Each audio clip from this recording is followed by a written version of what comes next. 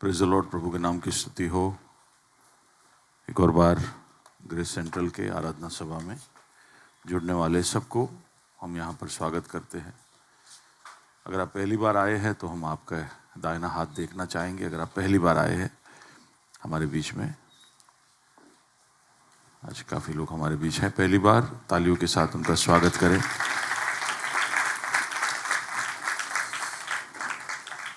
दूर दूर से आए हैं, महसाना से आए हैं, आपका स्वागत है। बहुत समय के बाद कोई जुड़ा है यहाँ पर, लंबे समय के बाद। मुस्कुराइए। भाई साहब आप पहले आए पहले आए, ओके ओके। मुस्कुराइए और बगल में जो बैठे उनको देखिए ओके। स्वागत है यहाँ पर। हालेलुया। प्रभु के भवन में है, यहाँ पर आनंद की क्या है, लेकिन आपको देख के लगता है सिर्फ पूरी है।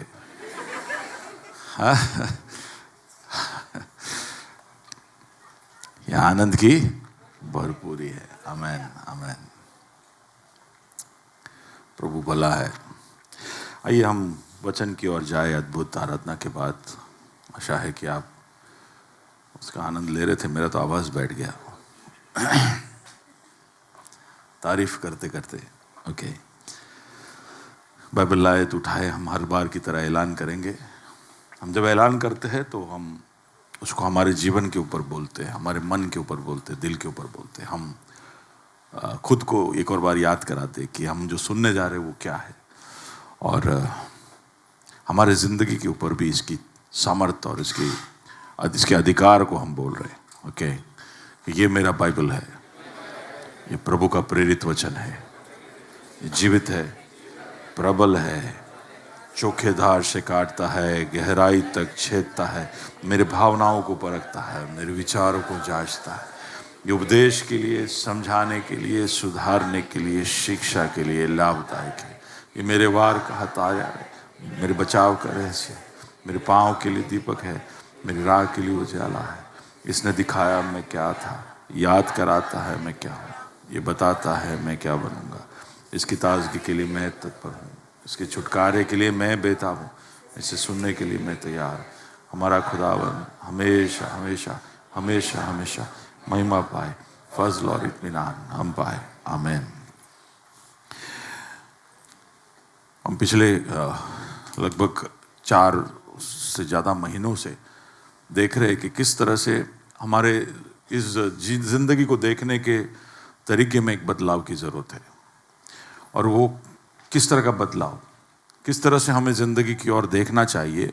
जब हम यीशु मसीह को देखते हैं, उनके सीख को देखते हैं, उनकी बातों को जब हम पढ़ते हैं, उनके चेलों की ज़िंदगी को जब हम देखते हैं, उन्होंने जो पत्र लिखे उसको हम पढ़ते हैं, उन्होंने जो सिखाया जब हम सीखते हैं, तो हमें पता चलता है कि केवल हमारे चारों ओर इर्द गिर्द होने वाले हमारे हालात, तो हमारे परिस्थितियों के अंदर रहकर ही हम सोचते रहेंगे तो हम बहुत कुछ मिस कर देंगे, हम बहुत कुछ देखने से चूक जाएंगे। तो हमें एक अलग नज़रिए से ज़िंदगी को देखना है, और उसको हम बोल रहे हैं कि प्रभु के राज्य के नज़रिए से। हमें याद रखना है कि सत्य है कि हम इस पृथ्वी पर हैं, हम इस शरीर में है, हम 2024 में है, हम भारत में है, हम शायद गरीब है, शायद अमीर है, शायद पढ़े लिखे है, शायद नहीं पढ़े लिखे है, शायद तंदुरुस्त है, शायद बीमार है, शायद जवान है, शायद वृद्ध है। ये सब हमारे जिंदगियों की हकीकत है, और ये हम पर कई बार इतने हावी हो जाते हैं कि हम कई बार जो अनंत या जो हमेशा तक रहने वाला जो रियलिटी है, हकीकत है, उसमें से हमारे ध्यान को ये ज़िंदगी और हमारी परिस्थितियां भटका सकती है। तो हम हर रविवार को पिछले कुछ हफ्तों से यही देख रहे कैसे हम एक राज्य की दृष्टि से सब चीज़ों को देखें। अगर यीशु मेरे जगह पर होता तो वो कैसे देखता, अगर उसके चेले पौलुस, पतरस, यूहन्ना मेरे जगह पर होते तो मेरे आज की परिस्थिति में जहां मैं हूं वहां पर वो कैसे देखते? तो उन्होंने जो यीशु से देखा, जो आदर्श, जो सीख पाई, उसके अनुसार वो जीते। तो उसी तरह मुझे भी जीना है, एक राज्य के दृष्टिकोण से, जिस राज्य का राजा मेरा प्रभु यीशु मसीह है। हालेलुया। उस दृष्टि से मेरे को जिंदगी को देखना है। तो यही हम कई हफ्तों से देख रहे हैं। अगर आप पिछले सप्ताहों के YouTube वीडियोस जो ग्रेस सेंट्रल नाम के चैनल पे आता है उस पर देखोगे तो आप पूरा एक समरी इस तरह से मैं बता रहा हूँ कि कैसे अलग अलग तरह से हम राज्य को कैसे राज्य की दृष्टि से कैसे देख सकते हैं। जब हमारे नजरिए को हम बदलते हैं राज्य की दृष्टि से, तो उसका मतलब है कि फिर जिंदगी की हर बात में हम कोशिश करेंगे ढूंढने की कि प्रभु क्या चाहता है। जैसे आज पीटर ने गवाही देते वक्त कहा कि मेरे दोस्त ने जब बहुत ही अच्छा मेरे सामने प्रपोजल रखा कि बैंक जो इंटरेस्ट लेता है उससे भी कम में मैं तुझे पैसे दूंगा, तो उसका मन ललचा गया। उसे ऐसे लग गया कि इंटरेस्ट का फायदा और दोस्त का फायदा, थोड़ा इंस्टॉलमेंट 1-2 दिन आगे पीछे होगा तो भी चल जाएगा। बैंक शायद 1 साल का 2 साल का मोरेटोरियम दे आपको, दोस्त तो मोरेटोरियम ही मोरेटोरियम देता है। कई बार हम इस तरह के लालच में आ जाते हैं, हमारे सामने जो ऑप्शंस आते हैं। तो उसने कबूल किया कि मैं हमेशा प्रभु से पूछता हूं कि मुझे क्या करना चाहिए, लेकिन प्रपोजल इतना बढ़िया था कि मुझे अपने आप ही लगने लगा कि ये तो प्रभु की ओर से ही है। अलग से प्रभु को पूछने की जरूरत मैंने नहीं समझी। इतना अच्छा प्रपोजल तो कौन देता है? हाँ, प्रभु ही देता है ना। तो इसलिए कई बार हम प्रभु से पूछते नहीं और हड़बड़ी में चीजें कर लेते। लेकिन अगर राज्य की नजर से देखने वाला एक व्यक्ति होगा तो अपने जिंदगी के हर निर्णय में वो प्रभु को शामिल करेगा। हर निर्णय में। बाजू वाले को बोलिए हर।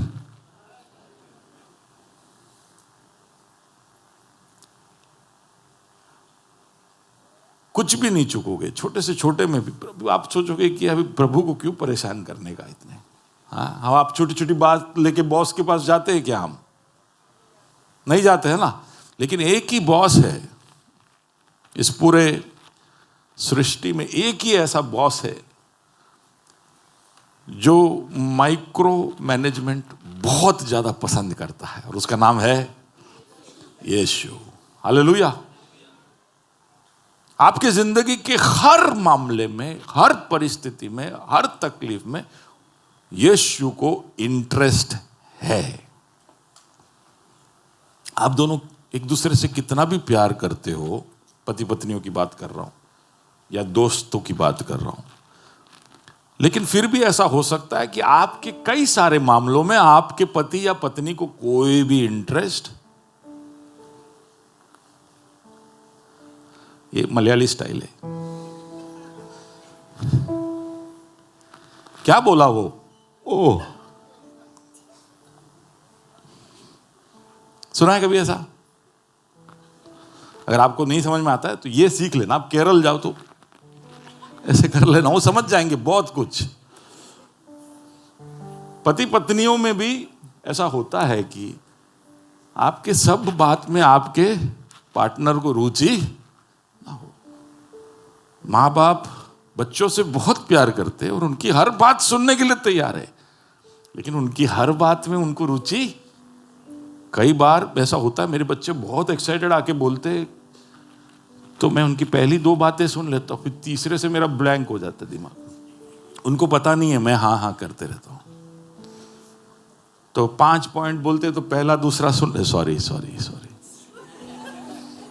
पहला दूसरा सुनता हूँ, तीसरा चौथा म्यूट में चला जाता है, 5वां सुन लेता हूँ और फिर मैं एक सवाल पूछ लेता हूँ तो उनको ऐसा लगता है मैंने 5 सुन लिया, जैसे आप लोग करते हो। मेरे प्रचार के 3-4 पॉइंट जल्दी से याद कर लेते हो, कदाच पूछ ही ले तो ना। लेकिन यीशु मसीह को आपके हर बात में रुचि है, हर बात में रुचि है। और इसलिए हमको वो कहता भी है कि तुम जब मेरे पास आओ तो हर तरह की बात लेकर आओ। एफएससी 6 और उसका 18, हर बात को लेकर आओ मेरे पास और मुझसे बातें करो। जरूरी नहीं है कि मैं उसके लिए तुरंत कोई उपचार दूंगा, लेकिन मुझे बताओ, मुझे अच्छा लगता है, मुझे अच्छा लगता है। और मुझे ऐसा लगता है कि तू चाहता है कि मैं कुछ करूं। अब हाई कई बार हम बोलते हैं ना कि क्यों सब बातें प्रभु को बताने की जरूरत क्या, उसको पहले से पता नहीं है क्या। अब समझ लो कि जिनिल के जिंदगी में कोई बात है, मुझे पता है, मुझे पता है कि उसको ये तकलीफ है या वो अभी ऐसी परिस्थिति से गुजर रहा है, तो मैं सुन लेता हूं और मैं जहां पर हूं वहां से जो मेरे से हो सकता है मैं करता हूं। लेकिन जिस दिन वो मुझे आके बोलेगा कि भैया ऐसा है, तो मैं ऐसा समझूंगा कि वो मेरी प्रार्थना से ज्यादा शायद मेरी उपस्थिति हो सकता है, शायद और कुछ भी मेरे से अपेक्षा करता हो और एक अपनापन महसूस करता है। आमीन। इसलिए वो आकर मुझे बता रहा है। वही है, मसीह को भी ऐसा ही है। वो जानता है कि एलन को जरूरत क्या है, लेकिन वो चाहता है कि एलन आए और मुझसे बताए क्या क्या बात है। तो जैसे ही वो सुनता है ना, तो उसे लगता है कि यार इसने मुझे बताया ना। हमारे दोस्तों की कई सारी बातें हमें पता होती है दूसरों से, और जब वो हमको बताते नहीं है तो हम सामने से फोन करते देखने के लिए कि वो बताते हैं कि नहीं। देखो जो जो करते हैं ऐसा सभा से, है कि नहीं, हम सामने से फोन करते देखते ये बताता है कि नहीं। फिर फोन रखने के बाद बोले मैंने फोन किया तो भी उसने नहीं बताया। तो ऐसा लगता है कि यार ऐसा ही नहीं हुआ यार, अपने इतना दोस्त मेरा हर बात में उसको बताता हूं, उसने नहीं बताया, सही नहीं हुआ। लेकिन अगर वो बता दे, है ना, शायद आप कुछ ना कर पाओ लेकिन अच्छा लगता है। आमीन। ऐसा ही है मसीह। लेकिन मसीह में और मुझ में फर्क यह है कि फिर शायद कुछ ना कर पाऊं, लेकिन मसीह के लिए कुछ भी असंभव नहीं है। और वो जानता है कि आपको क्या चीजों की आवश्यकता है, क्या जरूरत है, इसलिए वो दे देगा। आमीन। तो अगर हम एक राज्य के मनोभाव से, नजरिए से जिंदगी को देखेंगे तो हर चीज में प्रभु को ढूंढेंगे।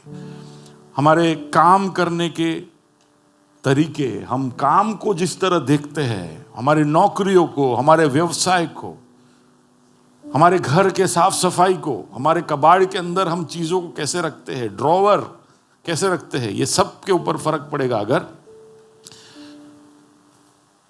मैं कबूल करना चाहता हूं मेरे ड्रॉवर का हालत अभी खराब है, बोला तब मुझे याद आया। लेकिन वो सब को देखने का नजरिया बदलेगा जब हम राज्य की दृष्टि से चीजों को देखेंगे। किस तरह से हम चुनौतियों का सामना करते हैं, किस तरह से हम परेशानियों का, तकलीफों का, बीमारियों का, मुसीबतों का सामना करते हैं, वो राज्य की दृष्टि से देखोगे तो हमारा प्रतिक्रिया बदल जाएगा। हम किस चीजों में संतुष्टि पाते हैं, क्या चीजें मुझे खुश करती है, क्या चीजों के वजह से मुझे आनंद महसूस होता है, उसमें भी फर्क पड़ेगा। तो जब प्रभु की ओर से आपने खुशी पा लिया, प्रभु से जब आपने पाया तो एक तसल्ली आपको मिल गई, फिर दुनिया जो देती है उसकी ऐसे बहुत सारी चीजों में आपकी खुशी उड़ जाएगी, क्योंकि आपको पता है कि ये कुछ समय में उड़ने ही वाला है। लेकिन प्रभु जब देता है तो वो रहता है। आमीन। प्रभु जब हमें कुछ देता है तो वो हमें बने रहता है। तो खुशी जो हम ढूंढते हैं और जिंदगी का मकसद, गोल, ये सब में फर्क पड़ता है। एक और चीज जिसमें फर्क पड़ता है वो ये है कि शत्रु के हमारे जिंदगी में क्या योगदान है, या वो क्या भूमिका निभाता है, वो भी राज्य की दृष्टि से देखोगे तो उसको देखने का भी आपका तरीका बदल जाएगा। बहुत सारी चीजों में आप उसके हाथ को पाओगे, उसके षड्यंत्रों को पाओगे, उसके तंत्रों को पाओगे। कई बार हम ऐसे ही सोचते, मैं और खुदा, मैं और संसार, बस बीच में कोई है ही नहीं। और इसलिए कई बार जो चीजें जैसे आती है वैसे हम उसको स्वीकार कर लेते हैं। ये चूक जाते हैं कि इसके पीछे एक शत्रु भी है जो इसमें शायद मिलावट कर सकता है, इसमें कुछ बातें बिगाड़ सकता है। कई बार हम उसको चूक जाते हैं कि शत्रु, कुछ लोग दूसरे तरफ पहुंच जाते हैं, उसको फिर हर चीज में शत्रु दिखाई देता है। वो भी गलत है कि कुछ भी हो जाए शैतान ने किया। किसने किया? आप बीमार, नौकरी गई, सुबह अलार्म बजा, उठे नहीं, वो भी शैतान ने किया। जिम्मेदारी नहीं उठाते, वो नहीं चलेगा। लेकिन ऐसा सोचना कि वो तो मेरे आसपास भी नहीं आ रहा है और वो कुछ भी कर नहीं रहा है, सब कुछ ऐसा प्लेन ही है, बद्धी वात्मा नहीं राखवानो बधु, ऐसा थोड़ा सा सतर्क रहना अच्छा है। हम पिछली बार वही देख रहे थे कि सचेत रहो, सतर्क रहो। ओके, कई बार राज्य की दृष्टि से इसलिए हम नहीं देख पाते क्योंकि मैं ऐसे ही पुराने नियम को एक पूरा ऐसा झलक ले रहा था, तो मैं देखा कि जो कुल पिता थे, जो पैट्रियार्क्स थे, या मूसा के पहले के जो लोग थे और जो भविष्यवक्ता थे, उनका जिंदगी को देखने का नजरिया, और फिर जो न्यायाधीश आए और राजा लोग आए और इजराइल की जो प्रजा है उनका जिंदगी को देखने का नजरिया, बहुत बड़ा कॉन्ट्रास्ट है। और ये कॉन्ट्रास्ट इसलिए है क्योंकि उनके जिंदगी को देखने के नजरिए में फर्क था। तो अब्राहम, वाचा का प्रदेश प्रभु उसको देता है, लेकिन फिर भी वो तंबुओं में रहता है। उसको जब अपने पत्नी को गाड़ना होता है तब वो सिक्कों से जमीन खरीदता है और अपनी पत्नी को गाड़ता है, वहां पर अपने लिए भी थोड़ा जगह। जबकि जब एक पहाड़ के ऊपर खड़ा था, परमेश्वर ने उससे कहा, नजर लगा, उत्तर, दक्षिण, पूरब, पश्चिम, जहां पर भी तेरा नजर गिरे वो सब तेरा है। प्रभु ने उसको वादा किया था और वही प्रदेश बाद में 400 साल बाद उसको मिलता है, उसके वंशजों को मिलता है। लेकिन वो तब हक जता सकता था, लेकिन उसने नहीं जताया। इब्रानियों के पत्र में लिखा है 11वें अध्याय में कि क्यों उसने नहीं जताया, क्यों उसने एक जमीन लेकर वहां पर 4-5 मंजिले का घर क्यों नहीं बनाया। वो कई जगहों पर गया, मिस्र में गया, वहां पर देखा कि वहां का राजा महल में रहता है। एक जगह पर ऐसा भी वर्णन है उत्पत्ति के पुस्तक में कि लोग आकर अब्राहम से कहते हैं कि तू हमारे बीच में एक राजा जैसा है।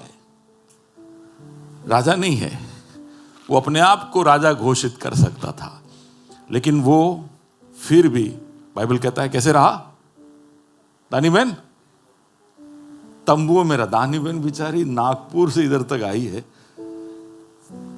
अपना यहां वाला तंबू का साइन पूरा करने के लिए। स्वागत है आपका।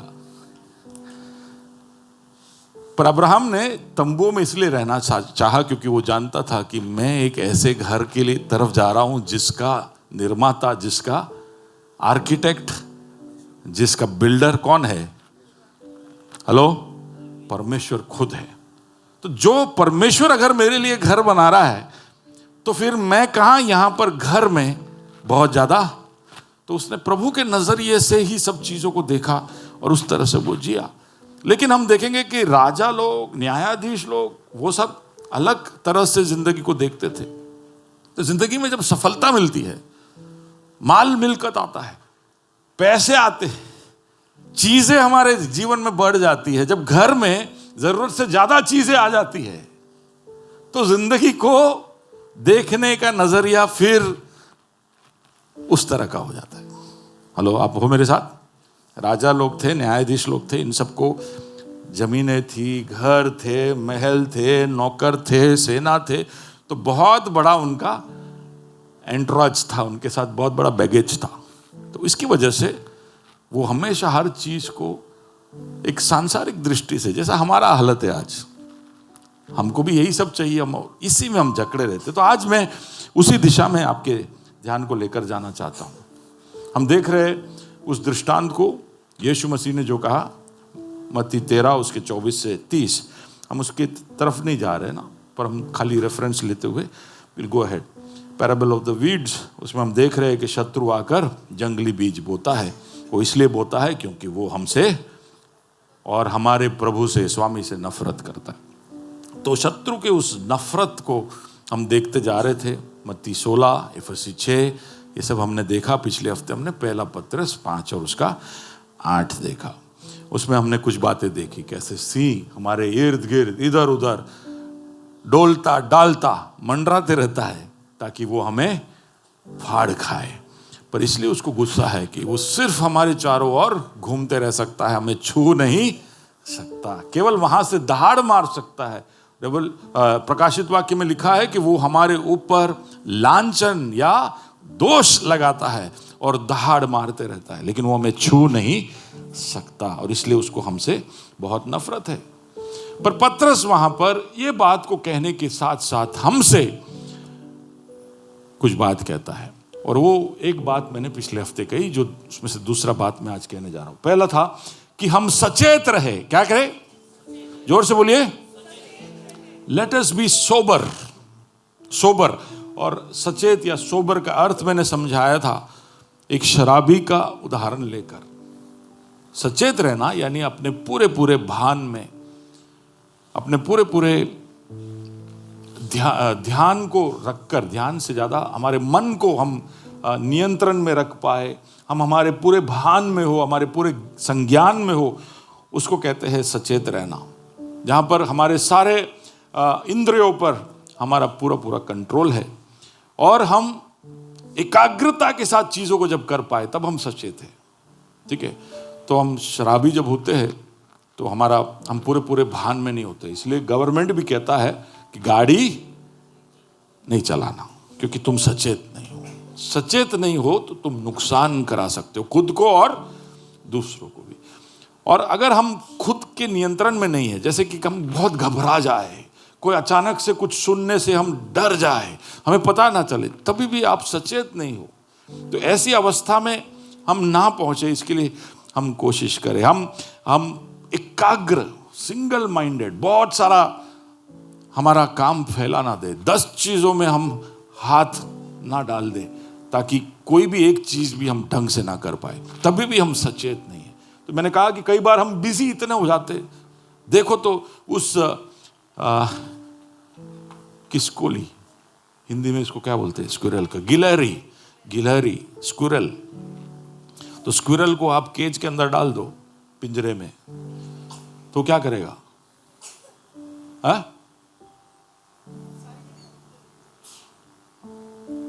आप गिलहरी को कभी डाले पिंजरे में? देखे आप गिलहरी को पिंजरे में डालोगे ना तो वो ऐसे घूमेगा जैसे कि वो मर्क्यूरी है और सूरज के चारों ओर घूम रहा है। उसका ड्यूटी है घूमना। उसको ADHD हो जाता है। नहीं समझे? चलो, वो गिलहरी को पिंजरे में डाले तो वो दौड़ा दौड़ी शुरू करता है, इधर से उधर, इधर से उधर, उधर इधर, इधर। उसको ऐसा लगता है कि ऐसे ऐसे दौड़ते दौड़ते दौड़ते दौड़ते कभी ना कभी मैं ये पिंजरे से बाहर निकल जाऊंगा। तो उसको बोलते हैं lot of activity no progress. क्या बोलते हैं? जोर से बोलिए। बहुत गतिविधि लेकिन नो प्रगति। हम में से कई सारे लोगों का जिंदगी का सार है, गतिविधि बहुत है लेकिन प्रगति नहीं। जब देखो બહુ વ્યસ્ત છું સાહેબ, બહુ વ્યસ્ત, પ્રગતિ થાય છે નહીં, ઓનલી એક્ટિવિટી, નો प्रोग्रेस। तो बहुत सारा चीजों में हाथ डालने से कई बार गतिविधियां बढ़ती है, प्रगति नहीं बढ़ती, तो सचेत नहीं हो आप। ठीक है, ये सब पिछले हफ्ते हम देख रहे थे। आज हम आगे बढ़ते हैं। तो can you just read 1 Peter 5:8 एक और बार।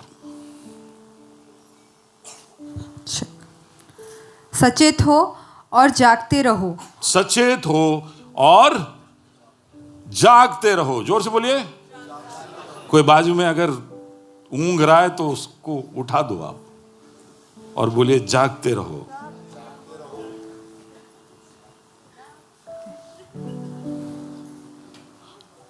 Peter, you have big responsibility today. जागते रहो। हेलो, जरा बगल में जरा देखिए, बोलिए जागते रहो। आमीन। ठीक है। क्योंकि तुम्हारा विरोधी शैतान गरजने वाले सिंह के समान इस खोज में रहता है कि किस किस को फाड़ खाए। ओके। अगर राज्य की दृष्टि से देखोगे तो आपको हमेशा दिखना चाहिए कि खुदा आपके पास है, खुदा आपके पास है। दूसरा, मैंने इन हफ्तों में समझाया कि स्वर्गदूत भी आपके आसपास है? याद है? अच्छू याद है? और हम 4 लोग स्टेज में खड़े थे, याद है? हाँ। तो राज्य की दृष्टि से देखोगे तो आपको दिखेगा कि प्रभु है। यीशु ने कहा मैं तुम्हें कभी नहीं छोड़ूंगा। उसने कहा कि मैं पवित्र आत्मा को दूंगा जो हमेशा तुम्हारे साथ रहेगा। फिर उसने कहा कि इनमें से छोटे के पास भी मेरे स्वर्गदूत होंगे। प्लूरल, बहुवचन, यानी कम से कम 2। तो ये आप बाजू वाले को कहो मेरा काफिला बड़ा है। ऐसे सोचते हो कभी कि आप जब चल के जाते हो तो आप अकेले नहीं जा रहे हो? क्यों नहीं सोचते पता है? क्योंकि आप ऐसे जगहों पर जाते हो जहां पर और कोई आना भी नहीं चाहिए। ऐसे काम हम करते हैं जहां पर हम और किसी को चाहते नहीं, लेकिन काफिला बड़ा है हमारे साथ। प्रभु है, प्रभु के स्वर्गदूत है। लेकिन इर्द गिर्द में कौन है? गरजने वाला सिंह भी है, वो भी दूर से देख रहा है। आपके काफिले के साथ साथ वो भी मूव कर रहा है। गरजने वाले सिंह को भी आपको देखना चाहिए कि वो क्या लिखा है, वो मौके ढूंढ रहा है, ऐसे लिखा है? नहीं, गरजने वाले सिंह के समान इस खोज में रहता है। वो खोज में रहता है, खोज में रहता है, ढूंढते रहता है कि कब एक मिस्टेक हो जाए और कब हम इसके ऊपर वार करें। एक छोटा सा मौका मिलेगा। देखो, हम मौके गंवाने वाले लोग हैं। हमको मौका सामने आके भी लोग बोलते ले मौका, तो भी हम क्लीन बोल्ड हो जाते। लेकिन शैतान ऐसा नहीं है। उसको मौका मिलता है तो वो चौका मारता है। ठीक है, वो हमको चौका देता है। आगे, जागते रहो, इसलिए जागते रहो, सचेत रहो। और देखो, दोनों शब्दों में फर्क ये है। सचेत का मतलब है कि पूरे आपके मन में आप भान में रहना है ना। आप पूरे सेंसेस में 100%, आप खुद आपे में हो, आपको पता है, आप जागरूक हो आप। लेकिन कई बार क्या होता है, हम सचेत है, पूरे सोबर है, हम सोबर है, लेकिन थकावट है, या जाग रहे लेकिन हमारा ध्यान इधर उधर भटका हुआ है, हमारा ध्यान और कहीं लगा हुआ है। तो कई बार उस ध्यान के भटकने की वजह से गलती हो सकता है। इसलिए जागते रहने का वहां पर अर्थ यह है, बी विजिलेंट। ठीक है, संभालो, ध्यान रखो, वो अर्थ है उधर कि ध्यान रखो। तुम पूरे भान में तो हो, पूरे क्या बोले, बी इन सेंसेस, होश में। हाँ, तुम पूरे होश में हो, लेकिन तुम्हारा ध्यान होना चाहिए, ध्यान भी होना चाहिए। यानी होश में होने से नहीं चलेगा, लेकिन तुम्हारा मन भी उस बात की ओर लगाओ कि तुम्हें अपने आप को बचाना है। इस दिमाग को भी हमेशा एक्टिव रखो, ध्यान में रखो कि गरजने वाला शेर तुम्हारे चारों ओर ये खोज में है, ये खोज में है कि वो तुम्हें फाड़ खाए। अब इससे ज्यादा वार्निंग नहीं लगा सकते, इससे बड़ा वार्निंग सिग्नल प्रभु का वचन नहीं दे सकता है कि ये सिंह के ना ही। आज सुबह हम सिंह का देख रहे थे वीडियो कि किस तरह सिंह आता है, और सिंह एक बार आ जाता है तो फिर वो कैसे रवैये से आता है, तो वो खतरनाक है। तो हमें हमेशा ध्यान रखना चाहिए, संभालना चाहिए। हमारा वी शुड बी अलर्ट कि शत्रु कभी भी हमें अटैक कर सकता है। भाई आप हमारे से बहुत आगे निकल गए, दृश्यम आगे आगे स्क्रीन पे है, नहीं आया, ये आया, ओके ओके, अब डाल दिखाई दिया, आपने सस्पेंस खोल दिया, दिखाई दो। देखो, दो तरह से हमारे ध्यान को शत्रु भटकाता है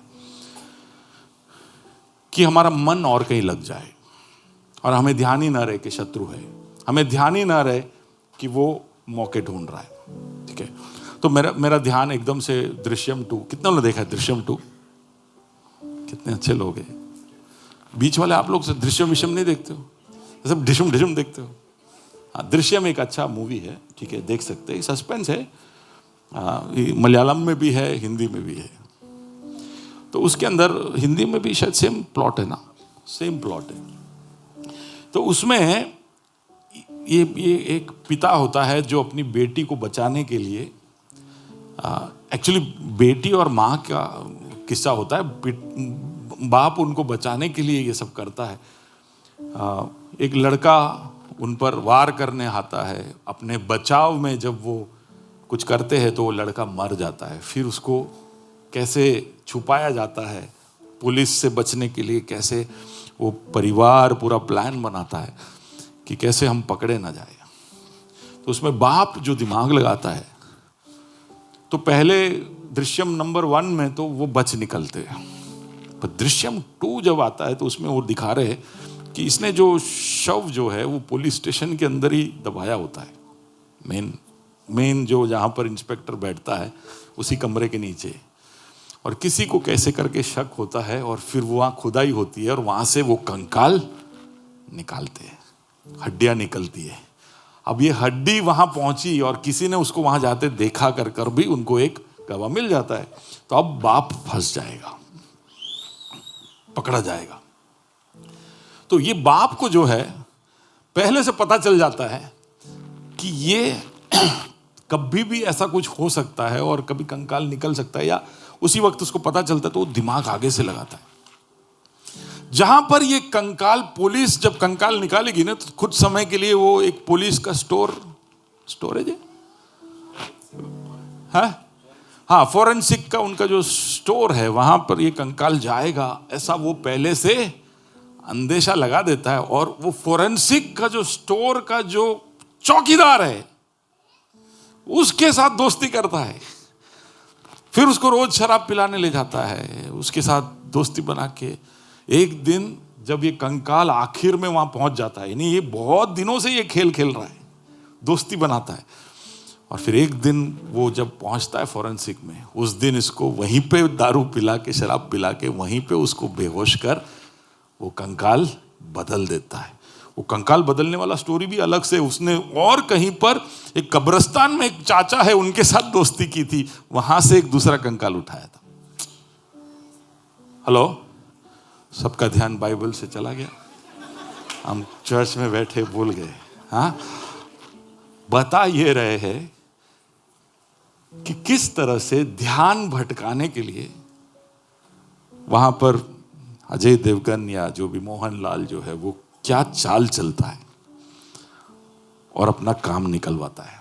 उसका एक ही काम था, वो चौकीदार का एक ही काम था कि उस लैब में जितनी भी चीजें हैं वो सब पुलिस का क्रिमिनल एविडेंस है, सब सबूत है और उसको संभालना है। एक की जिम्मेदारी था उसका, लेकिन वो जिम्मेदारी से उसका ध्यान भटका दिया, दोस्ती कर कर और इधर उधर की बातें कर कर। उसको शक ही नहीं हुआ कि ये इंसान इसके साथ ऐसा करने जा रहा है, कि ये कर, आप हो मेरे साथ? अब अभी आप खुद को सोचिए, आप वो चौकीदार हो। हेलो,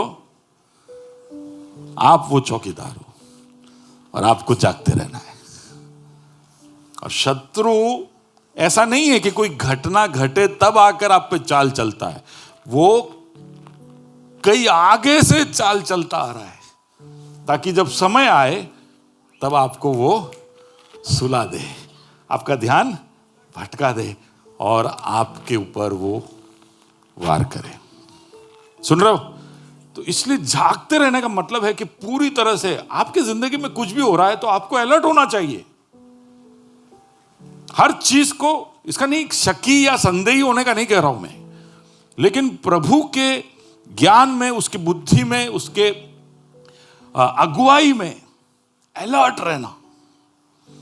जैसे कई बार माँ बाप, बच्चे कुछ हरकतें करते हैं तो माँ बाप का सिग्नल, सायरन बजना शुरू हो जाता है। होता है ऐसा? मम्मी होता है, दीपा होता है, दीपा का तो सायरन बजते ही रहता है अभी। होता है शरल, ऐसा होता है कि बच्चों ने कुछ किया, सिंसी ऐसा होता है, कुछ भी हरकत किया। जिस दिन मैं भी कभी छोटा था, हेलो, मैं कभी छोटा था तो मैं कभी कभी घर में हंसता था, ऐसा ऐसे हंसते हंसते चलता था, तो मेरे मम्मी को पता चल जाता था इसने कुछ तो गड़बड़ कहीं किया है। वो बेचारी सारा काम छोड़कर ढूंढती थी कि इसने किधर क्या किया है, किधर क्या किया है। पता चलता था कि तेल का डब्बा आटे में खाली कर दिया है। एक दिन मैं हंसते हंसते चल रहा था तो मम्मी को लगा ये हंस रहा है लेकिन क्या किया है इसने। तो पता चला कि मेरी छोटी बहन, वो सिर्फ 2 महीने 3 महीने की थी तब, उसके ऊपर मैंने विक्स का पूरा बोतल खाली कर दिया।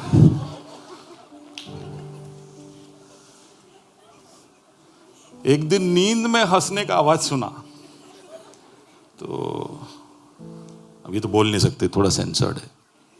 मम्मी बाल वाल सब धो के सुखाने के लिए बेड पे एकदम फैला के, बाल फैला के ऐसे लेटी हुई थी, और उसमें बीच में उन्होंने मेरा हंसी का आवाज सुना।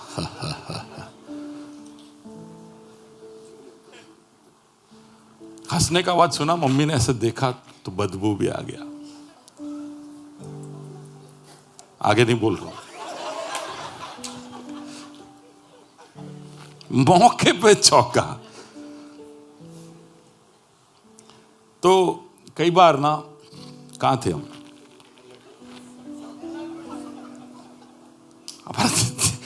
ध्यान नहीं होगा तो शत्रु ऐसे मौके उनके, हमें अलर्ट होना चाहिए कि हमारी जिंदगी में हो क्या रहा है, क्यों ऐसा हो रहा है, क्या हो रहा है, सब चीज की ओर एकदम ऐसा केयरलेस नहीं होना चाहिए। देखा जाएगा, बिंदास होने का, बिंदास, पर कहां कैसे होने का वो भी सीखने का। इसको बुद्धि बोलते हैं। कब किस चीज की और किस तरह का रवैया और रुख रखने का, उसको बुद्धि बोलते। और प्रभु का वचन कहता है कि किसी को भी ऐसा लगे कि मुझे बुद्धि में कमी है तो वो प्रभु के पास आए। If any of you lack wisdom, Yakub 5:1-5 है ना, क्या है कि किसी को भी ऐसा लगे कि मुझे बुद्धि चाहिए, है किसी को बुद्धि चाहिए इधर, अरे मांग लो भाई, फ्री में मिल रहा है।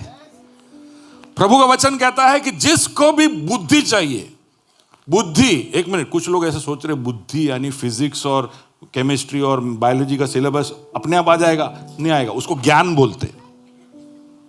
वो बुद्धि नहीं है, वो क्या है, ज्ञान है। ज्ञान के लिए मेहनत करना पड़ेगा, बुक खोलना पड़ेगा, बच्चे सुन रहे हो, पढ़ाई करना पड़ेगा। लेकिन बुद्धि अलग चीज है। बुद्धि यानी ज्ञान के साथ क्या करने का। बुद्धि क्यों चाहिए? जब क्वेश्चन पेपर आए, क्वेश्चन देखो तो कैसे सॉल्व करने का, उसको बुद्धि बोलते हैं। ठीक है, तो बुद्धि अगर तुम्हें चाहिए तो कहां मांगने का, खुदा से मांगो, और वो कभी भी उसमें कोई भी कंजूसी या कसर नहीं छोड़ेगा। प्रभु का वचन वादा करता है कि वो देगा, बुद्धि देगा, क्योंकि इस संसार में बुद्धि सिर्फ उसके पास है, इस सृष्टि में बुद्धि सिर्फ मसीह के पास है। एक मिनट, अभी भी समझे नहीं लोग, ये कैसे? बुद्धिमान तो बहुत है, शैतान भी शायद बुद्धिमान अपने आप को साबित करता है, लेकिन बुद्धि का मतलब मैं समझाता हूं। बुद्धि उन चीजों के बारे में है जो भविष्य में है, जो अभी आई नहीं है, होने वाली है। तो भविष्य में आपको क्या करने का, उसका अगर आपको ज्ञान हो तो उसको बुद्धि कहते हैं। और भविष्य कौन जानता है? सिर्फ प्रभु जानता है। तो भविष्य के बारे में सही ज्ञान और सही इंफॉर्मेशन और सही युक्ति और सही सलाह कौन दे सकता है? परमेश्वर। परमेश्वर बोलता है कि तुम आज की चिंता तुम करो, गए हुए कल के बारे में कुछ नहीं कर सकते, आने वाले कल पे तुम मेरे पे निर्भर रहो, मैं जानता हूं। किसी को भी बुद्धि चाहिए तो मुझसे मांगो, मैं तुम्हें दूंगा। तो तुम जिंदगी को गौर से देखो कि मेरे जिंदगी में हो क्या रहा है, किस तरह से क्या क्या हो रहा है। So there too much on my screen right now, है ना? So let's go into this. कैसे वो हमारे ध्यान को भटकाता है, हमें अलर्ट रहने से भटकाता है। तो एक तो कि ये संसार के बहुत सारे आकर्षण,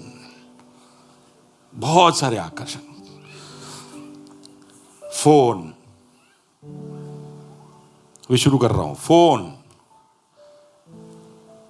ईयरफोन, एयरपॉड, वायरलेस, ओके, फिर माइक वाला, हाँ, फिर बड़ा वाला, वहां से फिर थोड़ा नीचे उतरते, वॉच, गियर, स्मार्ट वॉच। भी क्रिस्टोफर ये कोशिश कर रहा है कि ऐसे बैंड हमारे चारों तरफ शरीर में इधर उधर लगा दे कि हम चले ऐसे ऐसे, तो भी हमारे फोन पे सिग्नल आएगा कि कैसे चले, कितना कैलोरी हुआ। ऐसे कुछ है ना क्रिस्टोफर? नहीं, ऐसा नहीं है। ठीक है, वो बाद में समझाएगा, उसका क्लास अलग से लेगा। गैजेट्स बना रहे, गुड्स, टीवी।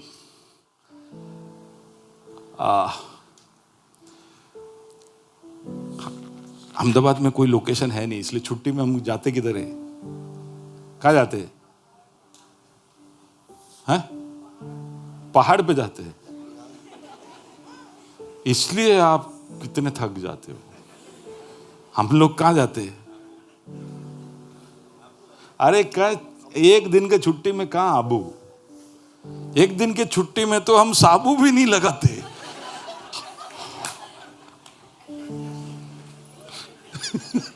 नहीं, सच में, disorder is the order of the holiday, ऐसे हम बोलते हैं।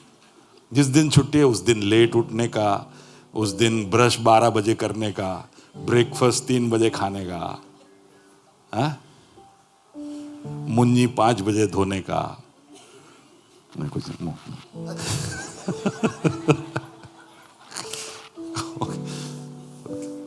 कहाँ थे आज?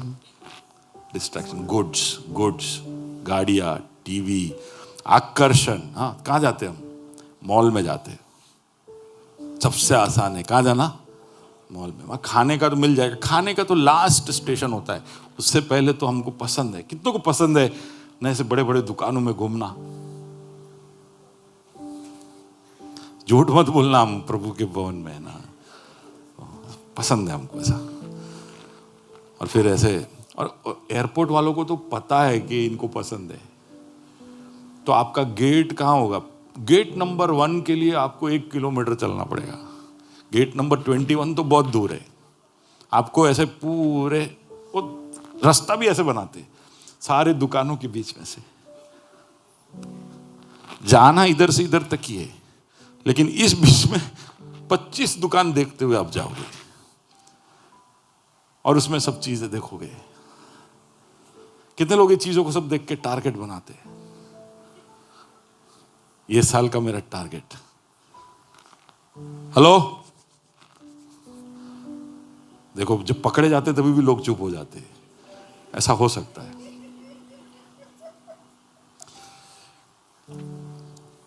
गाड़ी, मुझे नहीं था क्रेज, लेकिन मैं मजबूर हो गया। मेरी गाड़ी मुझे पिछले कुछ महीनों से परेशान कर रही थी, लेकिन हाँ, मैं आपको सबको मेरी गवाही देना चाहता हूँ, प्रभु ने एक बहुत अद्भुत तरीके से एक अच्छा गाड़ी मुझे लेने के लिए प्रभु ने बल दिया। Praise the Lord. आज वो गाड़ी लेके आया हूं मैं, अगले हफ्ते मिठाई दूंगा, ठीक है ना। लेकिन वो गाड़ी जब लिया, मैं वो गाड़ी में बैठा, तब मैं समझा कि कितना पगला देते ये लोग हमको, इतनी सहूलियत दे देते हैं। सारी कंपनियां ऐसे बोलती है कि तू बोल, तेरी इच्छा क्या है, तुझे लेफ्ट हैंड फ्री रखना है, लेफ्ट पांव फ्री रखना है। वो इलॉन मस्क आया नहीं है, वो बोलेगा गाड़ी में सोना है, ड्राइवर तेरे को सोना है, वो भी मैं तेरा इच्छा पूरा करके दूंगा। समझ रहे हो आप? अरे गाड़ी के अंदर बैठे तो कुछ करने की जरूरत नहीं। अरे वहां से मेरे गाड़ी मैंने कहीं पार्क किया तो कोई बच्चे ने गाड़ी को थपथपाया होगा, तो मेरे फोन में अलर्ट बजा, कोई आपके गाड़ी को छुआ है। सच बोल रहा हूं। मैं डर गया, मैं भागा, मैं बोला क्या हो गया? मुझे लगा टक्कर हो गया होगा, कुछ नहीं हुआ था। लेकिन इतनी सहूलियत, और ऐसा भी नहीं है कि मेरा गाड़ी कोई टॉप एंड है। तो इतनी सारी लग्जरीज जब हम देखते हैं, तो ये तो हुआ कि चलो अभी तो कहां पहुंचे हम, गाड़ी है ही नहीं लिस्ट में। वो तो मैंने सस्पेंस खोल दिया, मुझे बोलना ही नहीं था। ओके, चीजें, घर, दौलत जब आता है ना हाथ में, तो एक पावर आता है। हाथ में पैसा हो ना, तो पूरा ऐसा चलने के तरीके में भी बदलाव आ जाता है, कॉन्फिडेंस आ जाता है। कुछ भी चीज आप बोलो तो उसका एक आकर्षण है। जिसके पॉकेट में 10-15 हजार रुपये रहते हैं हमेशा, उसको मालूम है कि उसका क्या पावर है। ठीक है, वो एक आकर्षण है। इन्फ्लुएंस, कि भाई मैं सोशल मीडिया इन्फ्लुएंसर हूं, लोग मुझे देखते हैं, उसका एक ताकत है। और ऐसा एक पूरा माहौल बन गया है कि तुम्हें इन्फ्लुएंसर बनना चाहिए। कुछ लोगों का अट्रैक्शन है ब्यूटी, सुंदरता। कुछ लोगों का है फिटनेस। हमारे गुरु आज आए नहीं है यहाँ पे, गुरु फिटनेस गुरु है। कुछ लोगों को फिटनेस ऐसा होना चाहिए, वैसा होना चाहिए। कुछ लोग का खाना, एंटरटेनमेंट, घूमना फिरना, नेटवर्किंग करना, दोस्तियां बनाना, ऐसे बोलना कि मैं इसको जानता हूं, उसको जानता। कुछ लोगों को इसमें बहुत मजा आता है। आप कुछ भी बोलोगे, हाँ ओरखू, और ये ओह एने भी ओरखू, कुछ नहीं देखा ही होगा शादी में, तो भी बोलेंगे कि मैं ओरखू। लेकिन उसमें एक पावर है, अट्रैक्शन है। मुझे वहां जाना है जहां बड़े बड़े लोग घूमते फिरते, बैठते, बातें करते हैं, तो वहां पर कुछ लोगों को एडवेंचर, कि मैं बंगी जंपिंग किया, मैं प्लेन में से कूदा, मैं पहाड़ के ऊपर से नीचे कूदा। उनके जीवन में परेशानियां नहीं है।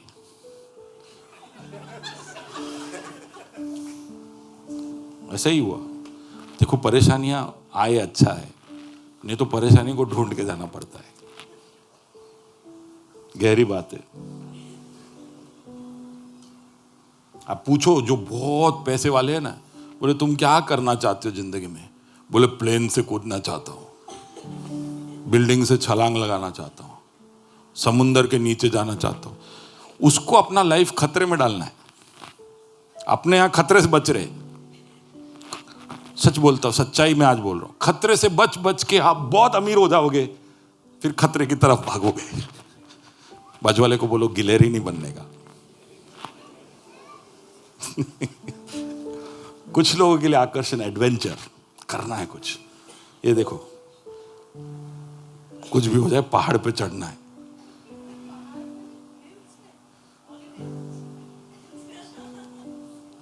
चल के जाते हो? अच्छा, ट्रैवल, कनेक्शंस, एडवेंचर। फिर कल्चर, कुछ लोगों का आकर्षण है आर्ट, म्यूजिक, डांस, और उसमें घुस जाते। देखो हम क्या बोल रहे हैं अभी, what are we talking about? ये सारी चीजें हैं जो हमारे ध्यान को भटकाती है और हमें भुला देती है कि हमारे चारों ओर एक गरजता हुआ शेर है जो इस खोज में है कि हमें वो फाड़ खाए। और जो उसका ऑप्शन है जहां पर हमारा मन लगा रहता है, वो सब बहुत ही जरूरी और अच्छी और बहुत ही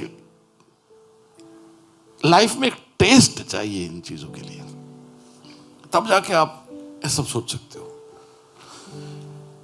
एजुकेशन, कुछ लोगों का आकर्षण है पढ़ो पढ़ो पढ़ो, 40 साल के वजह पढ़ो, पढ़ते ही रहते। उनको बस डिग्रियां, सर्टिफिकेट, उनके नाम उनको छोटा लगता है ना? वो कार्ड, उनको कार्ड छापने का बहुत इंटरेस्ट है। नाम लिखेंगे, फिर नीचे BA, B.Ed, B.Tech, M.Tech, M.Pharm, MCS, ये वो है। इधर कोई ऐसा? यहाँ पे ग्रेस में तो सब थके हुए पढ़ने का कोई इंटरेस्ट नहीं हमको, हम तो बाइबल भी नहीं पढ़ते। हाँ ओके, पर ये बता रहा हूं कहां कहां हम विकर्षण देखते हैं। कैरियर बनाना, कुछ चीजों में मास्टरी, इतना घुस जाना अंदर कि लेवल 8, लेवल 10 नहीं है तो भी करना, मुझे इसमें मास्टरी चाहिए। और उसके लिए वो कितना मेहनत करेगा, कितना शिद्दत करेगा।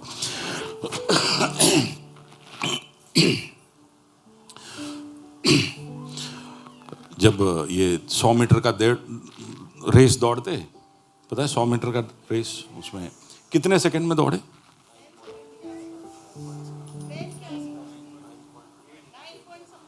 9.5 का वर्ल्ड रिकॉर्ड क्या है 10 मीटर स्प्रिंट का? 9.52 के 9.58 पक्का? 9.5। अनिल के लिए तालियां। 9.58 and who is that? Usain bolt. अब उसको आप पूछो कि इसके पहले क्या था? 9.63। Who is second number?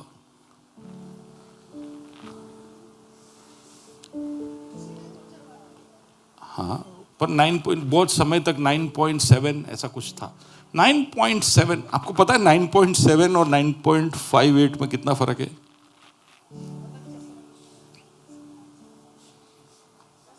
वो हम बता भी नहीं सकते, इतना छोटा फर्क है। वो फर्क करने के लिए उसको कितना मेहनत करना पड़ा पता है? Just 0.1 second. कितना? जोर से बोलिए। 0.1 सेकेंड, यानी एक सेकेंड का 10वां हिस्सा। उतना तेजी लाने के लिए वो लोग 4 साल मेहनत करते। कितना? और उनको मिलता कितना? 0.1 सेकेंड का। तो इतना सारा मेहनत करने के बाद भी आखिर मिलता वही। हाँ, मिल गए उनको। पर मैं तो, ये तो उसेन बोल्ट की बात कर रहे हैं। लोग 11 से 10 में लाने में, 10 से 9 में लाने में, वो छोटे छोटे प्रगतियों के लिए बहुत मेहनत करना पड़ता है। मास्टरी के लिए बहुत मेहनत करना पड़ता है। कई बार हमारा मास्टरी हमारा विकर्षण हो जाता है। कुछ लोगों के लिए कि भाई मुझे सिक्योरिटी, अलग अलग तरह के सिक्योरिटी फीचर्स, तो पूरे घर में कैमरा, फिर उसमें अलार्म, फिर उसमें डॉगी, फिर उसमें वॉचमैन, फिर शादी भी करते।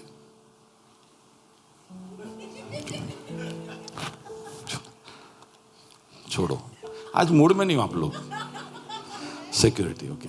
कुछ लोगों के लिए कन्वीनियंस के फीचर, IoT, कि मैं घर पे पहुंचूं तो दरवाजा खुद खुलना चाहिए, मैं पहुंचूं उससे पहले AC चालू हो जाना चाहिए, मैं घर पहुंच के फ्रिज में देखूं तो सारा सुपरमार्केट का ऑर्डर हो जाना चाहिए।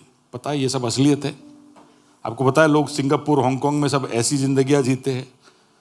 हम भारत में यहां पर अभी भी किराना किधर है ढूंढ रहे हैं,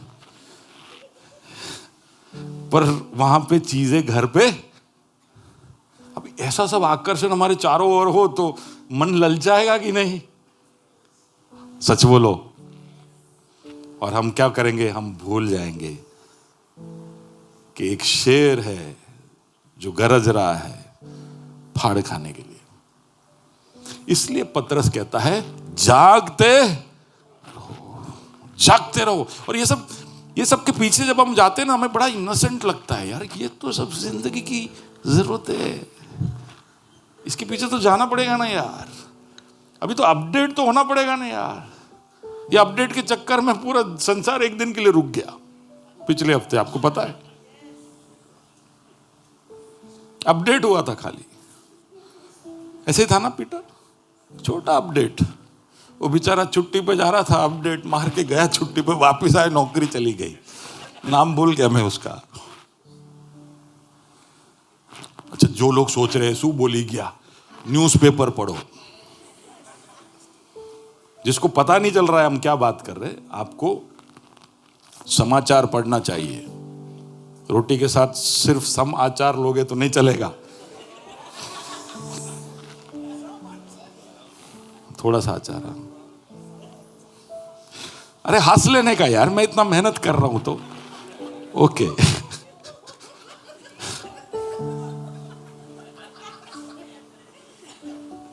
वो बजाज का है,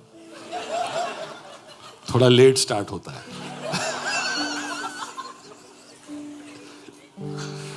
कोई नहीं,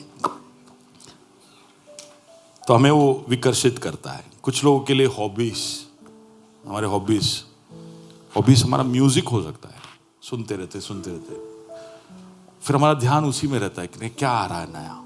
कुछ लोगों के लिए वर्चुअल रियलिटी, ये सब अभी हमारी हकीकतें हैं जो आगे खुलकर आ रही है, तो वहां से आगे बढ़ते। तो एक तो कि वो हमें विकर्षित करता है, दूसरा कि वो हमें जिंदगी के अलग अलग दबावों के अंदर फंसा देता है, जो हम मत्ती 13 और उसके 22 में पढ़ते हैं। मैथ्यू 13:22, कुछ बीजें कांटों के बीच में गिरी थी और कांटों ने आकर उन्हें, पढ़िए। जो झाड़ियों में बोया गया, हाँ, यह वह है जो वचन को सुनता है, पर इस संसार की चिंता और धन का धोखा वचन को दबाता है। तो ये संसार की, जीविका की चिंता है, उसको दबा लेती है। तो फिर हमारा ध्यान भटक जाता है, क्योंकि अभी रेंट देना है, अभी EMI भरना है, अभी ये हमारी जो क्या बोलते हैं, हमारे प्रेशर है उसको पूरे करने हैं, हमारे वादों को पूरा करना है, फाइनेंशियल कुछ दबाव हेल्थ की वजह से आते हैं। हेल्थ खराब है, उसमें मेंटल हेल्थ भी हो सकता है, डिप्रेशन है। तो ये सारी चीज़ों में हमारा ध्यान, घर में अगर ऐसे कोई हालत हो गए तो फिर हमारा मन थोड़ी और कहीं लगेगा, फिर वही चीज़ें हमें सताती रहेगी। नौकरी चली गई, रिश्तों में टकरार, रिश्तों में अगर झगड़े हो रहे तो फिर काम मन लगेगा बाइबल पढ़ने में, प्रार्थना में। घर के अंदर हमेशा ककड़ाहट बोलते हैं ना उसको। तो घर में ककड़ाहट होए तो क्या थी ध्यान लागे। फिर कल क्या होगा उसका पता नहीं। नौकरी भी है, लेकिन नौकरी कितना पक्का है, क्या मुझे दे पाएगी, कितने लंबे समय तक ये नौकरी रहेगी। कंपनी उड़ गया तो उड़ गया तो अनसर्टेनिटी, बच्चों की वजह से परेशानी, फिर हमारे खुद के परफॉर्मेंस पे कि भाई हम ठीक से कर रहे हैं कि नहीं, मैं कितना मेहनत करता हूं लेकिन नहीं आ रहे, हमें टारगेट मीट नहीं कर पा रहा हूं, पूरा एनुअल टारगेट का मैं 50% भी मीट नहीं कर पा रहा हूं। तो परफॉर्मेंस की वजह से हमारा दिमाग डाइवर्टेड रहता है, अकेले पड़ जाते। एक तो भाग करते, किसी के साथ दोस्ती नहीं करते, किसी से बात नहीं करते, जब कोई जरूरत पड़ती है तभी किसी के पास जाते, तो फिर आप मतलबी साबित हो जाते हो। जब सब कुछ अच्छा है, नॉर्मल है, कोई काम नहीं है किसी का, तब किसी को फोन नहीं करते। ऐसा ही है ना हमारा जिंदगी कैसा हो गया अभी। प्रवीण, प्रेज़ द लॉर्ड, हम सिर्फ मतलब से जाते हैं और फिर बोलते हैं कि मैं अकेला हूं, कोई मेरा पूछता नहीं, किसी को मेरी चिंता नहीं। आप कितनों की चिंता करते हो? आप कितनों को फोन लगा के पूछते हो कि मेरी ये हालत है? खुद पे आती है तो रोना शुरू। तो ये आपका भी इसमें क्या बोलते हैं, ब्लेम नहीं है। आप भी तो भाग ही रहे हो, क्योंकि तकलीफें है, परेशानियां है, महंगाई बढ़ गई है। कंपनी दे रहा है 8% रेस, इन्फ्लेशन है 12% पे, 15% पे। तो आप जितना रेस मिला उससे ज्यादा तो सब्जी वाला लेके जा रहा है। आप प्रगति नहीं कर रहे हो, नीचे जा रहे हो, तो स्ट्रेस है। ये सब के बीच में कहां ये शेर का दहाड़ सुनाई देगा, कहां पता रहेगा?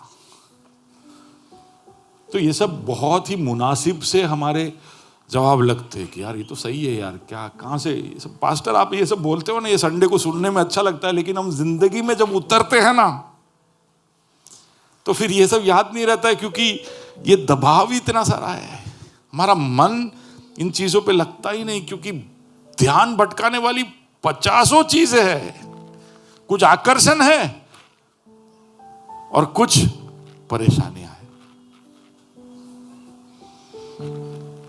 फिर हमारा माहौल, सोशल माहौल, पॉलिटिकल माहौल।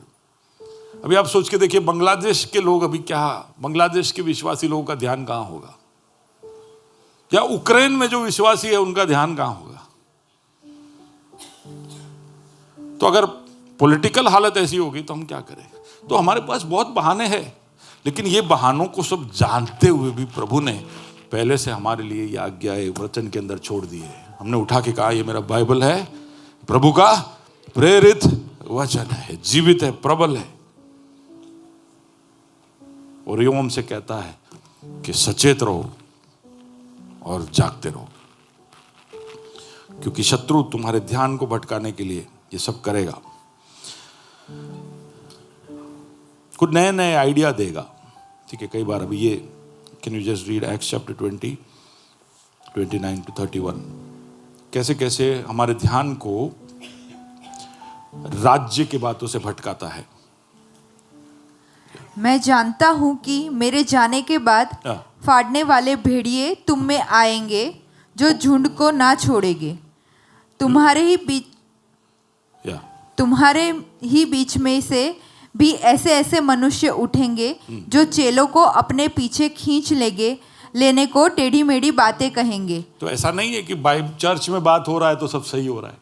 ऐसा नहीं है कि आपने चालू किया टीवी का चैनल और सामने आदमी बाइबल लेके बात कर रहा है, प्रचार कर रहा है, उसके आगे पास्टर लगा हुआ है, रेवरेंड लगा हुआ है, तो उसका मतलब नहीं है कि वो सही बोल रहा है। बाइबल जो जीवित है वो हमसे कहता है कि तुम्हारे ही बीच में से ऐसे लोग उठाएंगे जो भरमाने वाले तुमको बातें सुनाएंगे। जो भेड़िए है, ऐसे लिखा ना, भेड़िए है वो, भेड़िए। वो तुम्हें सुधारने के लिए, बढ़ाने के लिए नहीं ये बातें कर रहे। तो मैं ऐसे ही देख रहा था कि कैसे कैसे टीचर हमारे, आप टीवी चैनल खोलकर आप कोई प्रचार जब सुनते हो तो आपको पता भी नहीं होता है कि ये क्या बोल रहा है, इसका संदेश का मूल क्या है। आपको बहुत अच्छा लगता है कि आज ग्रेस मान आ गए हो तो શું થયું को सुन लिया, आज ग्रेस में नहीं गए तो क्या हो गया, आज को सुन लिया, आज ग्रेस में नहीं गए तो क्या हो गया कर कर हम कई सारे प्रचारकों को, और नहीं गया और गए तो भी आप अगर सुनते हो कुछ कुछ प्रचारकों का संदेश के ऊपर रेड फ्लैग लगाना चाहिए। सही सब नहीं बोलते क्योंकि बाइबल हाथ में है। वो कब पता चलेगा? जब आपको खुद को पता हो तब। लेकिन आप अलर्ट ही नहीं हो, आप जागते नहीं रहोगे तो इनके जो सीख है वो तुम्हारे दिमाग में घुस जाएंगे। इनको आप सुनोगे, प्रभु मुझे माफ करना, सुनोगे तो आपको वो ऐसे बताएगा, बाइबल लेके बताएगा, वचन लेकर बताएगा कि आपके जीवन में आपको आशीष चाहिए तो आप आपके मन में देखिए और आप बोलिए, वो आशीष आपके घर पहुंचेगा। हालेलुया।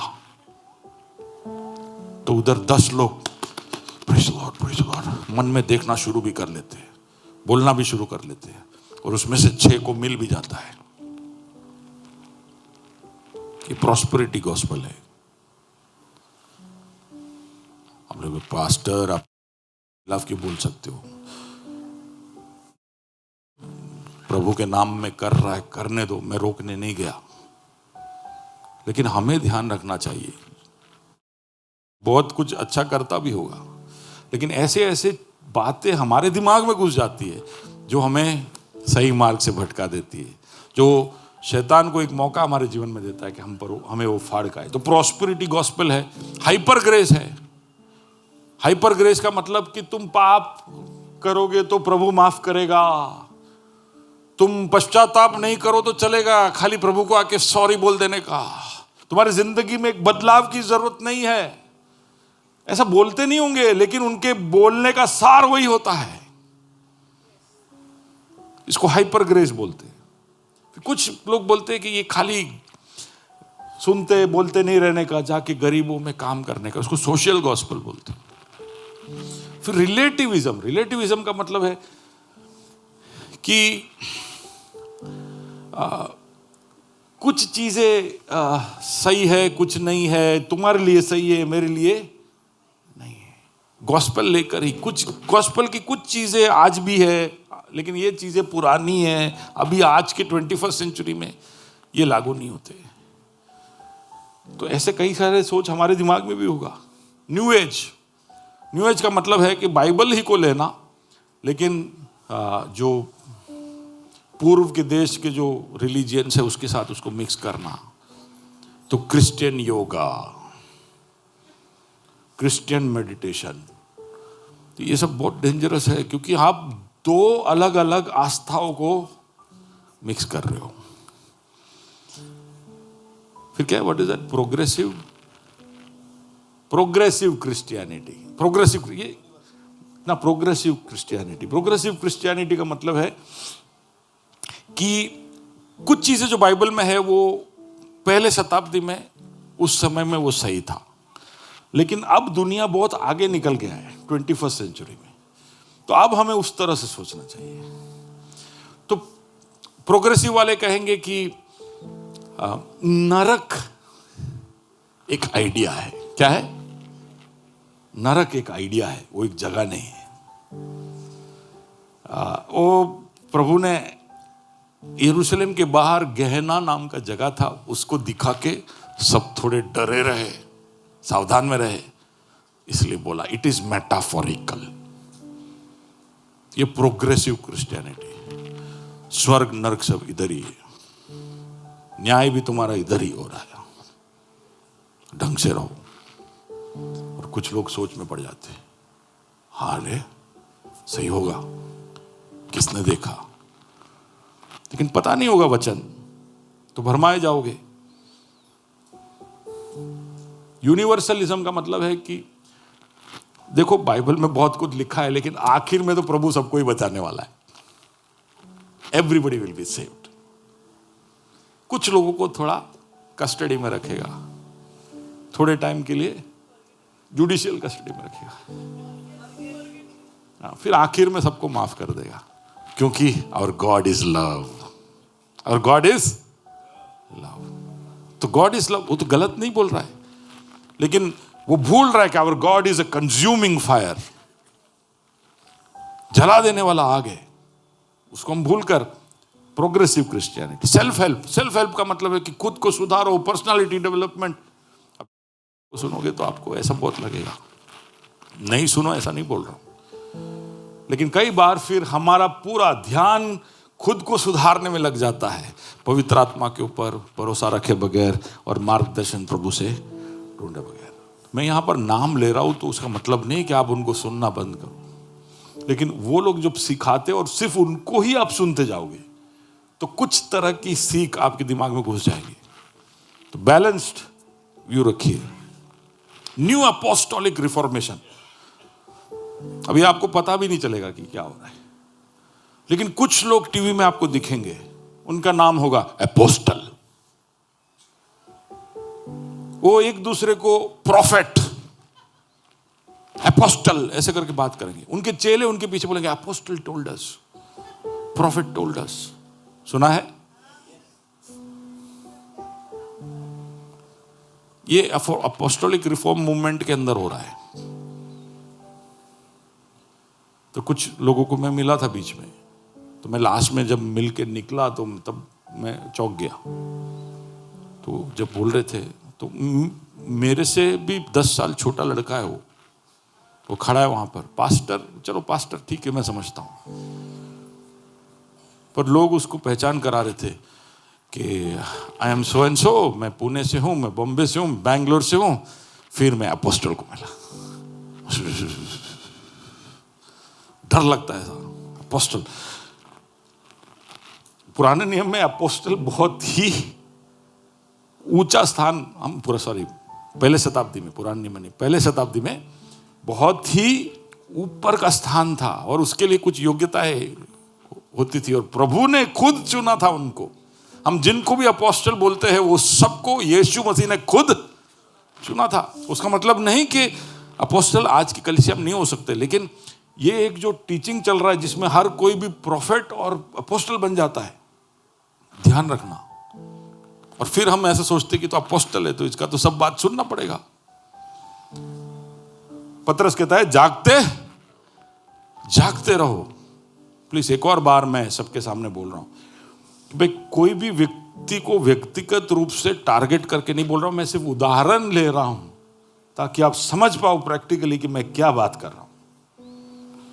आप आपके बुद्धि और परमेश्वर की अगुवाई का इस्तेमाल कर कर जागते रहोगे तो शैतान को आप जगह नहीं दोगे। वो नहीं चाहता है कि आप एक राज्य के दृष्टिकोण से जिंदगी को देखो और आप आपके जीवन में भरपूरी का जीवन पाओ। दूसरा कुरिन्थी उसका 4:4 कहता है, और उन अविश्वासियों के लिए जिनकी बुद्धि इस संसार के ईश्वर ने अंधी कर दी है। हाँ, तो कई सारी चीजों के लिए हम अंधे हो जाते हैं क्योंकि संसार का ईश्वर जो है उसका काम है कि हमारे मन की आंखों के ऊपर पट्टी डाल देना।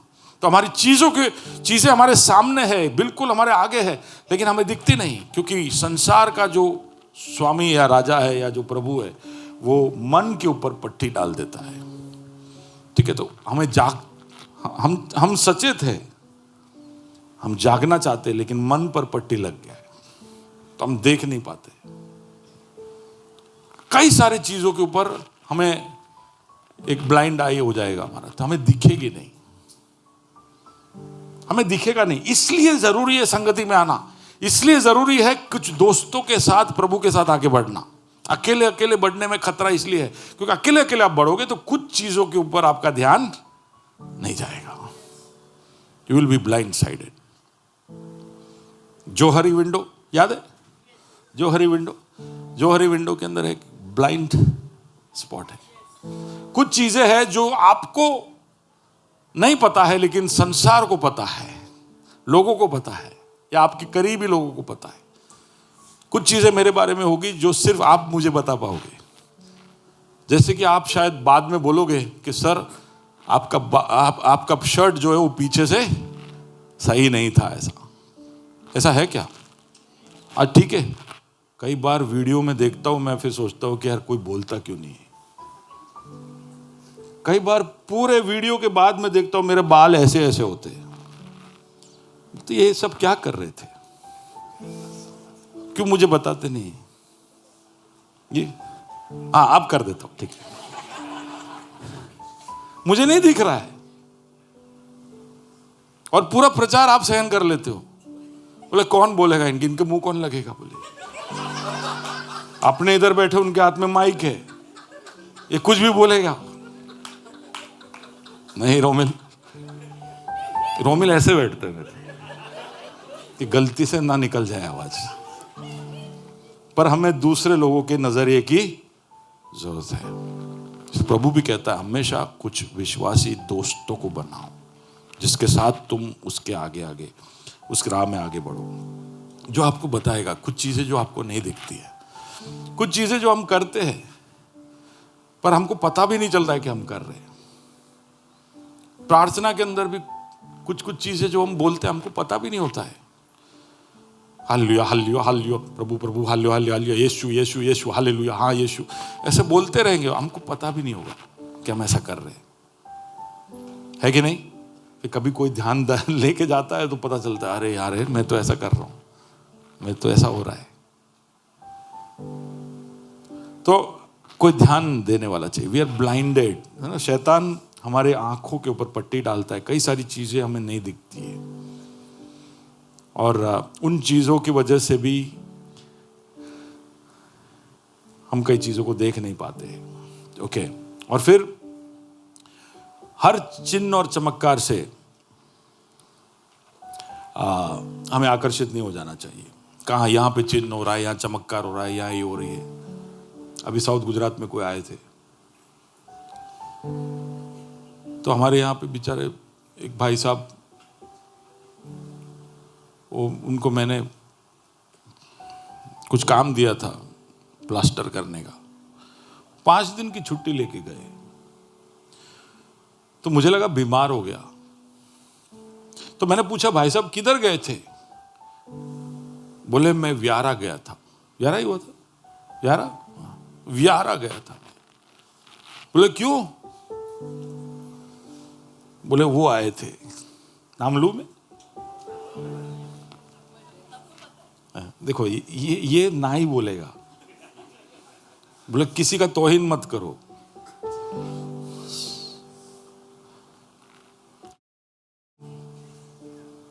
अब मेरे कई लोग सुने होंगे ना। और चिन्ह चमत्कार होते उनकी मीटिंगों में। 1 लाख से ज्यादा लोग आए थे प्यारा में। बदामी याद है? ये बदामी लाल गए थे कहां? जलंधर। इधर भी गए थे, माशे के लिए ताली बजाई। क्या यार, आप सोटी दे के मार खाते हो यार।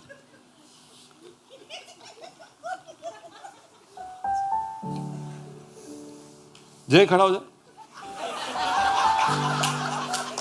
नहीं खाली खड़ा हो, खाली कुछ नहीं करूंगा मैं। बदामी लेखा इसको, हाथ दिखाओ जरा।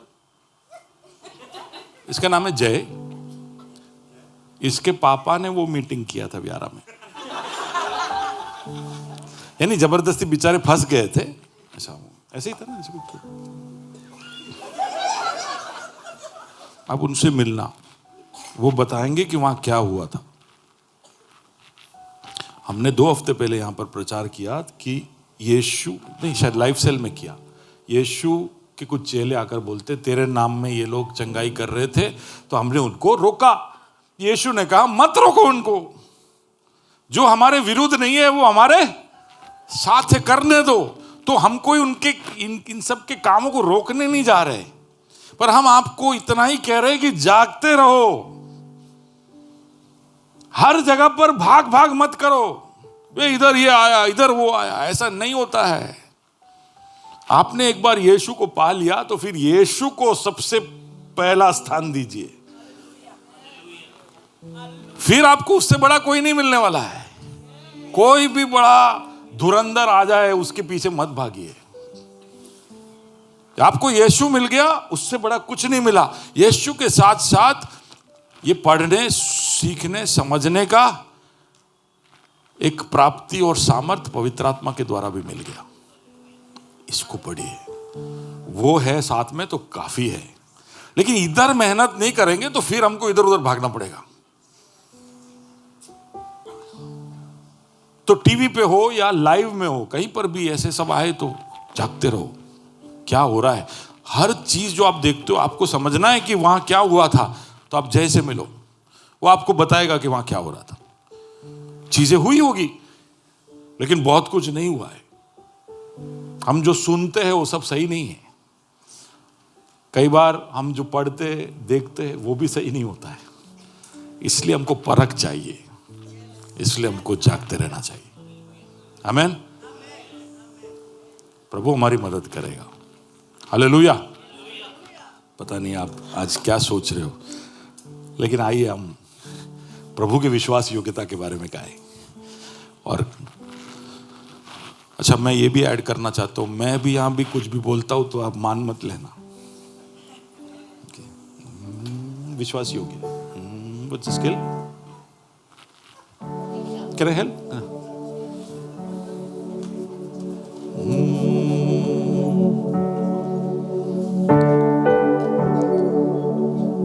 वफादार परमेश्वर जो हमारे साथ है उसके लिए हम गाए। यहां से जाने से पहले उसकी स्तुति हम गाए। हालेलुया।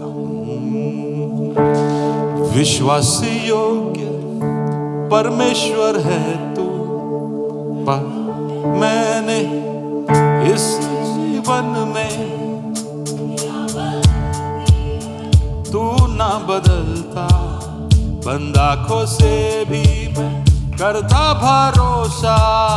विश्वास योग्य परमेश्वर है तू, देखा है मैंने अपने जीवन में। दुनिया बदलती है तू ना बदलता, बंद आंखों से भी मैं करता भरोसा। इंसानों से तू वफादार, सुनता दिल की हर एक पुकार। बेहाली में रखता तू ध्यान, हालातों से तू शक्तिमान। मिली रिहाई, जब तोड़े हर कठिनाई, सच चले जैसे परछाई। जीते तू मेरी लड़ाई, जब तू मिला मिली रिहाई, तब तोड़े हर कठिनाई। ओ संचले जैसे परछाई, जीते तू मेरी लड़ाई। जब तू मिला मिली रिहाई। आइए हम हमारे आत्माओं पर, हमारे परिवारों के ऊपर इसको कबूल करें। जब तू मिला मिली रिहाई। प्रभु धन्यवाद है कि जब हम ये सुन रहे थे कि हम सचेत रहे, जागते रहे, उसी वक्त जब हम सचेत नहीं भी होते और जाग नहीं रहे होते, तभी भी तू हमें संभालता है। तू हमारी कमजोरी और हमारी कमी को जानकर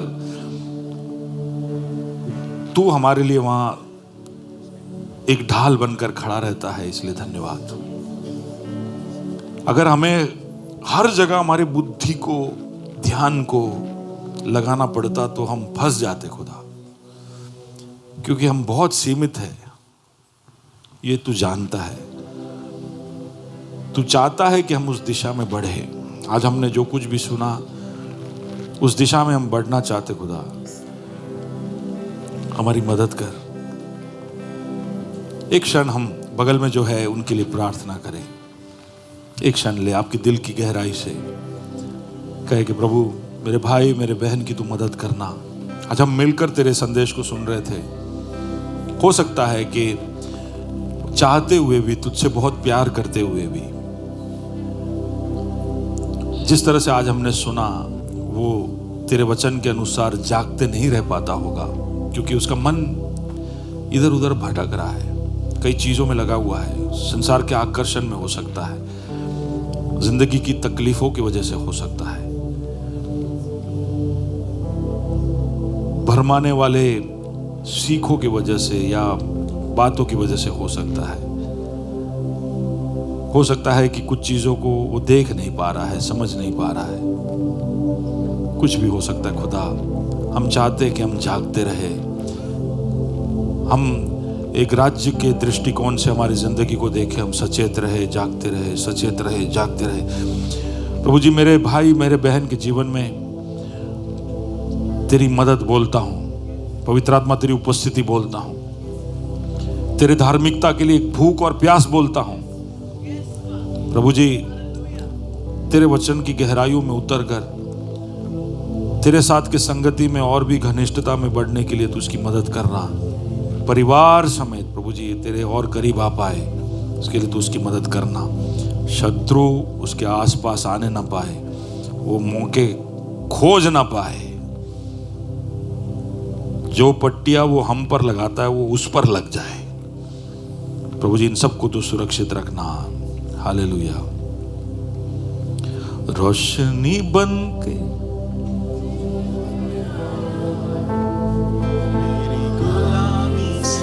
मुझको छुड़ा। एक और बार, रोशनी रोशनी बन के जीवन में आया, मेरी गुलामी से मुझको छुड़ाया, तोड़ा हर बंधन बेटा बनाया, अपना हर वादा तूने निभाया। तोड़ा हर बंधन, तोड़ा हर बंधन बेटा बनाया, अपना हर वादा तूने निभाया। इंसानों से तू वफादार, सुनता दिल की हर एक पुकार, बेहाली में रखता तू ध्यान, हालातों से तू शक्तिमान। जब तू मिला मिली रिहाई, दम तोड़े हर कठिनाई, वो संग चले जैसे परछाई, वो जीते तू मेरी लड़ाई। घोषणा करे, जब तू मिला मिली रिहाई, वो दम तोड़े हर कठिनाई, वो संग चले जैसे परछाई, वो जीते तू मेरी लड़ाई। एक और बार गए, जब तू मिला मिली रिहाई, वो दम तोड़े हर कठिनाई, वो संग चले जैसे परछाई, जीते तू मेरी लड़ाई। क्या कोई है इस जहां में तुझसा हंसी, क्या कोई है इस जहां में जो है तुझसा भला, क्या कोई है इस जहां में तुझसा हंसी, क्या कोई है इस जहां में जो है तुझसा भला। हालेलुया। तालियों का एक भेंट हम प्रभु को चढ़ाए। जब तू मिला मिली रिहाई, दम तोड़े हर कठिनाई, संग चले जैसे परछाई।